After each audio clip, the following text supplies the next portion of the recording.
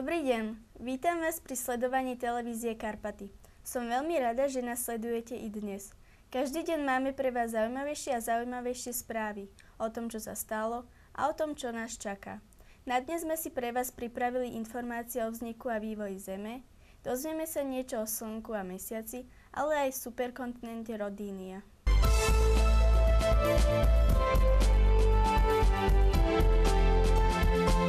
Dávno stratený kontinent Rodínia sa skrýva pod hladinou Indického oceánu. Tvrdia to vedci a ako dôkaz používajú piesok z ostrova Mauritius. Objavili v ňom totiž fragmenty zirkónu, ktoré sú staršie ako ostrov samotný. Rodínia bol jeden z prvých známych superkontinentov. Dnes, asi miliardu rokov po jeho vzniku, sa zdá, že sa znovu objavil. Rodínia bol superkontinent, ktorý zahŕňa väčšinu zemskej pevniny. Zanikla asi pred 750 miliónmi rokov v dobe neoproterozoiku. Rozpadla sa na Laurentiu, západnú a východnú Gondvanu, Sibír, Baltik, Kongo a mikrokontinenty Patagónia a západná Arábia. Tomu predchádzal práve rozpad Rodínie a pravdepodobné masívne zaľadnenie Zeme. To sa skladalo z dvoch fáz. Rodínia sa pravdepodobne rozkladala od rovníka smerom na juh. Na rozdiel od neskorších superkontinentov bola Rodínia úplne neplodná.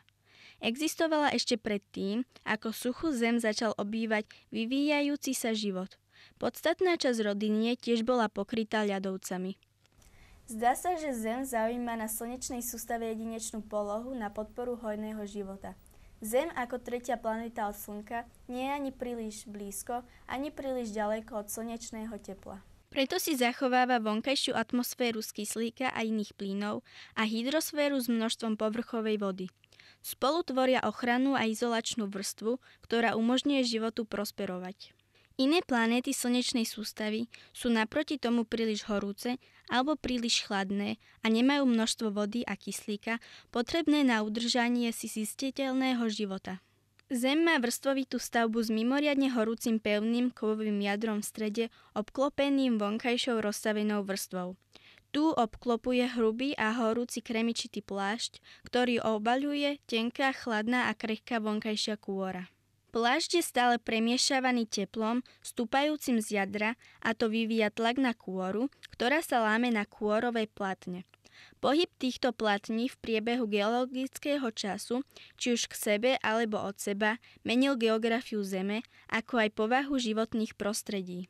Oceány, pohoria a krajina nepretržite vznikajú a zanikajú a život sa musel týmto zmenám prispôsobiť. Slnko a Mesiac majú odlišný vplyv na život na Zemi. Bez energie zo Slnka vo forme tepla a svetla by život neestvoval. Slnečná energia zahrieva atmosféru, oceány a súš a vytvára tak rôzne podnebia. Žiarivá energia zo Slnka je na povrchu Zeme rozložená nerovnomerne, pretože Zem sa pri svojom obehu okolo Slnka točí okolo vlastnej osy pod uhlom. Z toho vyplývajú denné, sezónne a ročné zmeny vo svetle, teple a životných podmienkach pre rastliny a živočíchy. Dokonca aj na rovníku sú medzi dňom a nocou výrazné teplotné rozdiely. Gravitačný ťah Mesiaca spôsobuje na Zemi slapové pohyby oceánov a morí. Slapové cykly, prílivy a odlivy ovplyvňujú predovšetkým život na pobrežiach, ktorý sa musí prispôsobovať meniacim sa podmienkam. Ďakujem vám za pozornosť. Dovidenia na budúce.